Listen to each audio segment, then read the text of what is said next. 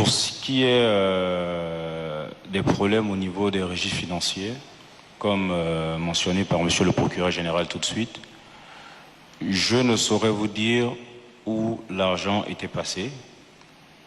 Mais par contre, je sais qu'il y avait des tensions de trésorerie au niveau du Trésor public, puisque le directeur de la comptabilité publique et du Trésor en parlait à l'époque, et il devait faire des arbitrages, j'en ai entendu parler, et donner priorité à ce genre de paiement pour essayer de calmer les régies financières. Mais en même temps, je sais que M. Nouroudine Bongo Valentin obligeait que ce ne soit pas ce genre de dépenses qui soient prioritaires, parce qu'il y a des dépenses comme celles liées au paiement des avions qui lui permettaient de faire ces déplacements qu'il fallait payer. Oui. Il privilégiait le paiement de ces avions que des agents publics, surtout participant à la collecte, comment ça appelle, des recettes composant le budget.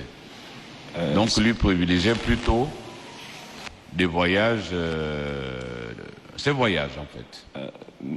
Monsieur le Président, c'est en quelque sorte ça, parce que le directeur général de la comptabilité publique et du Trésor, il était assez mécontent, et il s'en plaignait. Il ne voulait pas le faire, mais il n'avait pas le choix. Le paiement de ces primes dont vous aviez fait état hier, l'ordre ou l'instruction venait de qui? L'instruction du paiement de ces primes. Qui donnait les instructions? Il y en a où c'était l'ancien président Ali Bongo Ondimba, il y en avait d'autres où c'était M. Nouroudine Bongo Valentin. Lesquels par exemple? En ce qui concerne Nouroudine Bongo Ondimba. Nouroudine Bongo Valentin pouvait décider d'attribuer la prime à n'importe qui, un directeur général. Là, j'ai pas tous les noms, en fonction de son affinité.